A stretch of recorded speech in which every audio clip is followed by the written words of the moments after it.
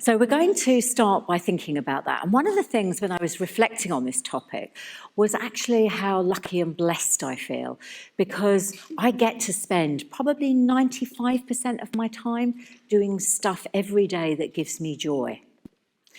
And at Happy, as a consultancy and training company, we work with lots of people where perhaps joy isn't even on the radar, never mind to the level that I sort of experience. So I want to give us an opportunity to start to notice what are those things, as well as some practical tips that you might want to take back and think about using to bring more joy. So the first thing I'm going to ask you to think about is really simple. When have you been your most joyful at work? In pairs, whoever you're sitting next to, have a discussion and think about that. When have you been your most joyful at work? Okay, let's bring everyone back. One of the things I most love about asking a question like this is the moment you start to ask people about what brings them joy, we all start feeling more joyful. And that's part of it, really, actually. It's about how much attention are we bringing to that day by day. So I'm just going to do a bit of a straw poll to get a sense of, in your own examples, whether some of these things were true. And then we'll just share a couple of examples from around the room. So first of all, was it when you were paid a lot? Is that what gave you joy? Yeah, sort of what I was expecting. Okay. Was it when you had a great manager? Yeah, that's what we normally see, like a couple of little hesitant hands, maybe. Was it when you felt trusted and challenged? Yeah, definitely. There's often lots of that going on. And was it when you got to do what you're at your best and when you felt you made a difference? Yeah, perfect. And that's really what it's about. So if we look at the pursuit of joy at work, it's often about looking at what am I really good at? And how do I make sure I get to do as much of that every day, about playing to our strengths? And that's going to be one of the main topics of the session that I'm going to lead you through. But just before we do that, it'd be great to hear a couple of stories from people about some of the things that gave them joy at work. And we've got the lovely roving mic. So anyone volunteer to share their story? And in a way, as we said, that's the main message, because actually there's lots of talk about let's work smarter, not harder. And actually working smarter isn't about clever time management tips. It's actually much more about finding out what you're good at and getting a chance to do that. So that's where we're going to sort of head with this. So one of the stories I thought I'd just share with you is that recently I was doing some training and somebody said to me, oh, there was a message from one of my colleagues that you've been working with over the last couple of years. You've been doing all sorts of training with them. And they wanted to tell me to tell you, thanks to you, I've delivered a baby and resuscitated a 51-year-old. And I was a bit like, and then I remembered this person. So she works in a factory. And in the time that I was working with her on leadership and development courses, one of the things that she was doing was studying to be a part-time paramedic. And it was so great to hear that story. And so that's one of my joyful moments when somebody said to me, you made a real difference. Thank you for that. So let's take that a little bit further and think about StrengthsFinder. And that's one of the tools that we use at Happy. I'll introduce the book a little bit later. But it's this great quote: if you spend your life trying to be good at everything, you will never be great at anything. And that's really what we want to talk about here.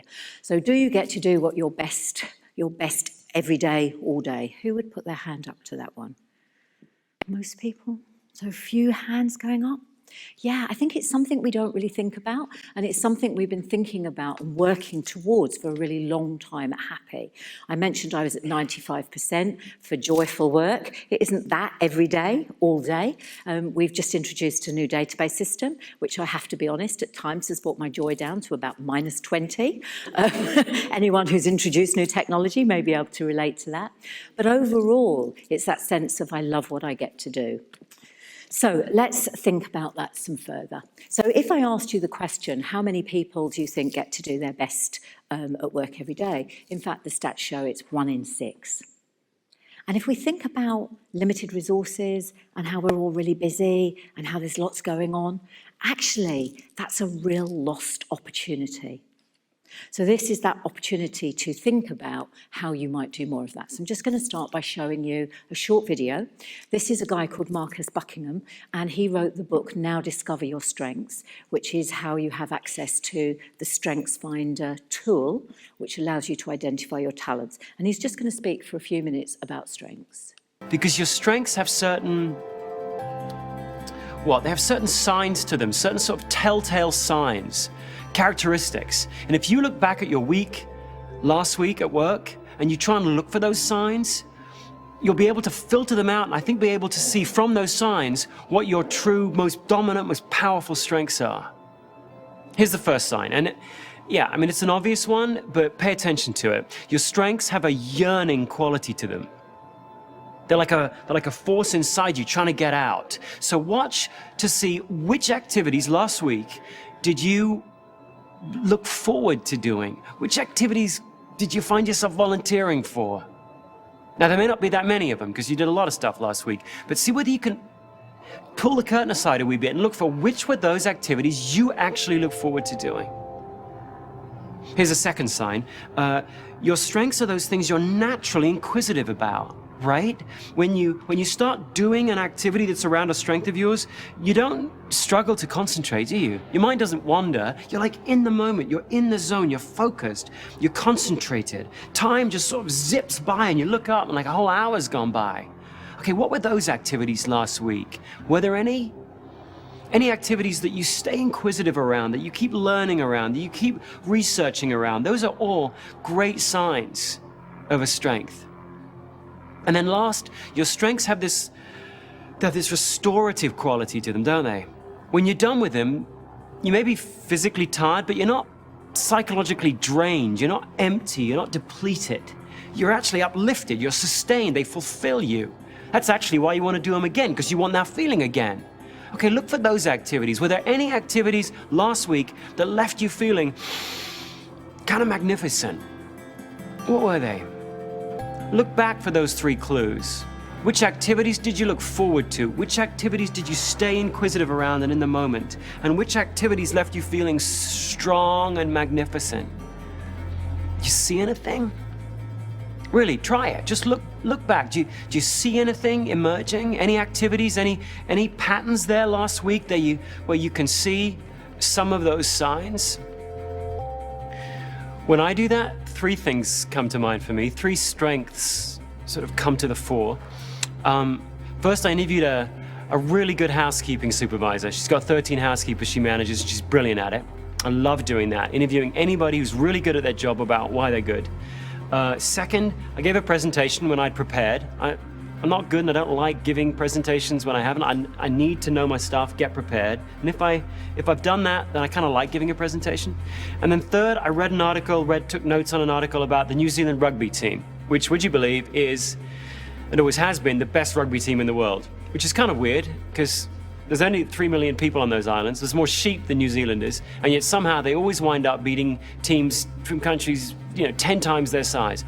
Love doing that, interviewing and studying and reading up on organizational excellence, particularly mysterious organizational excellence like that.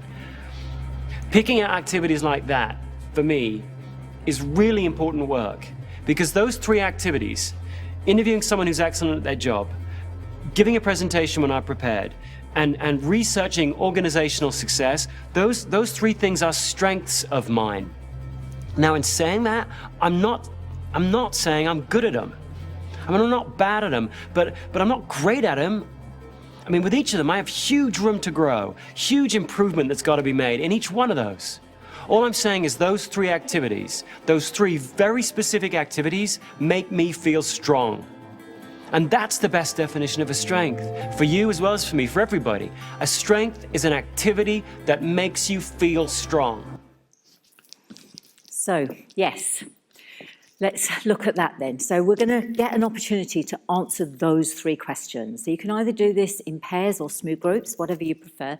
But the first one is, what activities did you look forward to doing last week? It's that idea that they have a yearning quality to them, the things that you really eagerly anticipate when you're thinking about your week ahead. So take a moment in small groups or pairs and discuss that question on your table.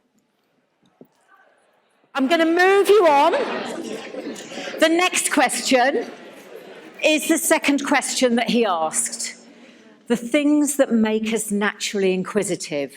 So where were you naturally inquisitive last week? Where were you in the moment? Was it in the same place where you were doing something that gave you joy? Or does something else come to mind? Explore it further. Again, a few minutes to discuss. Let's pause you there again. So I'm going to pause you again for the third question that he asked, which was the restorative question. That idea that even if at the end of a day you feel drained, it's not in a way that's depleting. And I know for myself, when I'm facilitating events or working with people or just really supporting people in-house, even if I've had a really busy day, at the end of it, I often feel really uplifted. I feel inspired by the people I've worked with. So that's his question there. Were there activities last week that left you feeling magnificent, was his word? And if so, what were they? A couple of minutes just to discuss those. Okay, I'm going to pause you there. I think the word magnificent itself is interesting. And as I was saying to a few of you, I purposefully did not water the word down.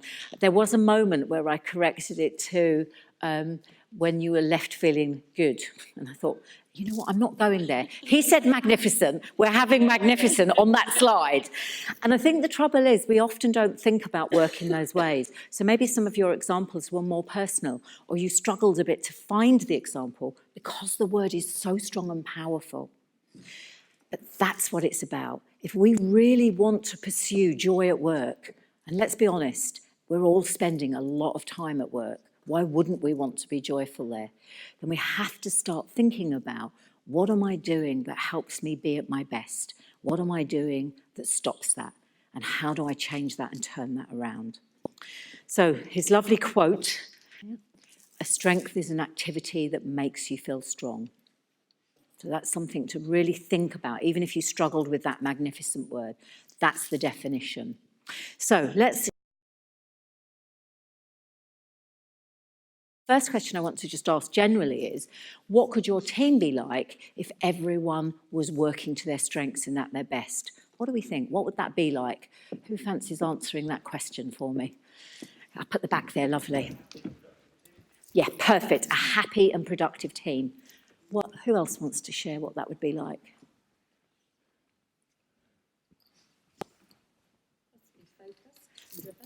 Definitely focused and driven. Yeah. Energized, lovely word. What else? Feeling that we're going somewhere. Yeah. It's really interesting, isn't it? As leaders, we often want to set the vision, but actually when people are working to their strengths, they're energized to go in the direction you're going in. You don't have to drag them with you. Yes, lovely. Yeah, absolutely, absolutely. Again, that idea that if we're working to our strengths, we're doing what we are best at, we're much more likely to be working smarter. And I don't know about you, when I'm working to my strengths, it's effortless. There's always ways I can improve, just like Marcus Buckingham said. There's always things that you can do better and make better, but actually it feels effortless. It looks easy. And when you see somebody making something look easy, chances are they're working to their strength. So one of the very first things that you can do is have that conversation with your team. What do you love doing? What gets you up in the morning? What helps you feel magnificent, if you want to use that word? So just starting by asking those questions can make a difference. This is what we use. So this is the book. It's part of our induction. It's the book that Marcus wrote, and it gives you access to the online questionnaire. So basically, for the cost of a book, it allows you to do an online questionnaire which identifies your top 5 talents. And the premise of the book is simply find out what you're good at and get even better at that, and manage your weakness. There's no good putting all your resource and training budgets and all those things that typically HR used to do into what you're not good at, because at best you'll only be mediocre at that. So manage it, delegate it, find someone else to do it. Someone who finds it easy and effortless and loves it. So that's maybe about getting not so fixed on job descriptions. So when somebody new starts at Happy, one of the first things we get them to do is to fill in that book, to fill in that questionnaire, and then we look at the results. And we work out what are the things that they're good at. And what's really great about this, the strengths are listed in a more generic way. So it's not related to your industry or your sector or your organisation. It works for anyone. And I'll give you an example. So one of my strengths, as listed under the Strengths Finder, is something called relator, which effectively means I love to build relationships. And that works beautifully with my work internally at Happy, being responsible for the culture, but also externally working with lovely people like you. And very pleased to say that there's many people in this audience that I've worked with for many years. So that's a real strength of mine, something I love to do. So that's one easy way to actually just find out what people are good at. And also, if you do that, it gives you a common language. Because I think generally, if I said to people in this room, what's the strength of yours? People would either not know or sort of waffle a bit. You know, well, it's sort of when I... But it's not always easy to articulate it in a very easy and straightforward way. One of the other things that we do is, this is an example of our organisation chart. You'll see it's not some pyramid of anything else. This was designed by Claire over here and Lydia. Is Lydia in the room? Lovely Lydia and Claire. So I set them a task and said, I want an org chart that does not look like a normal org chart, and it needs to have on it the information about what people are good at. So it lists the strengths of everybody. It also, you'll notice the colours. And those are the colours of communication styles when people are relaxed and under pressure. And that allows us to work out information about people in a really easy format. Yeah. So, for example, for me, I'm green, which means, guess what, I'm a people person. And when I'm under stress, I get even greener. So I want to work even more with people. Yeah. I don't want to be on my own. I want to be bouncing ideas off of others, and that's the example. So we get people to do a communication styles, we get people to do the Strengths Finder, we also get people to do a learning styles questionnaire, which looks at whether you're an activist, reflector, theorist, or pragmatist, and that information is there as well. And it's amazing how much you can capture in a really small space. So as I said, I'm just going to share a few ideas and then give you an opportunity to just see if there's anything that it sparks for you. One of the things we learn on our pursuit of joy at Happy is to watch your language. And one of the things we do on a monthly basis is we have a strategy group meeting, as I'm sure many of you do, and we report on our successes, opportunities, disappointments and threats. And we, who are the leaders, create a report about those things. But if you look at the first letter of each of those, you'll notice it was called the Sodit report. And my 5% of joyless time at Happy often involved that blooming Sodit report. And as I was writing it and filling it in, I'd often in my head be thinking, Sodit, Sodit, Sodit. It would drive me mad. And then something changed. One of our fabulous leaders, who's in charge of our apprenticeship scheme, wrote something a bit different on theirs. And they wrote this: Ross previously worked night shifts in Poundland and has 2 young daughters. He always wanted a job where they could be proud of him. And that moved us. And we thought that's the sort of thing we want to be reporting on. Yes, the numbers are important. Yes, we're a commercial business. But actually, what really matters is the difference that we're making to people, because that fits with our vision of we care. And it was that story that decided for us that we needed to change it. And so guess what? We still did numbers and successes, opportunities. Yay, let's celebrate our learning. But what do you notice? What do those letters stand for? Joyful. So I think it's about 1.5 years, Henry. We've now had the joyful strategy group meeting and the joyful report. We are reporting some stuff that's the same as before, but the difference is we're also trying to pull out the stories about the difference we make in people's lives. And that makes a real difference to how we feel about what we do. A couple of last things. Anyone still doing appraisals here? We scrapped ours last year, I'm afraid. We only do it when somebody's new. So after their first 3 months, we still do a typical appraisal. But we now have something different, which we call the Are You Happy at Happy snapshot. And effectively, guess what it asks? Things like, when did you get to work to your strengths? What have you done to help achieve unity and inclusiveness at Happy? What are your aspirations around our values? And we do this 3 times a year. And it's one sheet, and the back of the sheet just has a reminder of our vision and mission and values and all of those things. So one side is information, and one side is this, which people fill in. And we've found that regular, we always have done regular one-to-ones, but that regular chance to pause and reflect and notice what we're doing makes a massive difference. You'll also notice the last question, what percentage of your role brings you joy and why? Don't forget to measure the things that are important to you. And it's not some scientific thing, but am I spending more time doing what I enjoy than less time? That's what it's really about. And last time we did it, we were at 73% across the business. My aim is to get everyone at 80%. And interestingly enough, we had some people at 90 and some people at 20. Do you remember that database I talked about earlier? They were sort of the ones a bit lower down the line, but we're getting there on that one. So our joy is definitely going up. So yes, we measure joy at work. So just a moment, we've got a few minutes just before I close. Just take a moment to discuss with your neighbour, what could you do to bring more joy emphasis into the workplace? A couple of minutes to discuss. Okay, I am at time. Particularly being the first speaker, I do want to make sure I don't run over. But just to leave you with this quote, you cannot be anything you want to be, but you can be a lot more of who you already are. Go play to your strengths, bring joy into the workplace, have lots of fun. Thank you.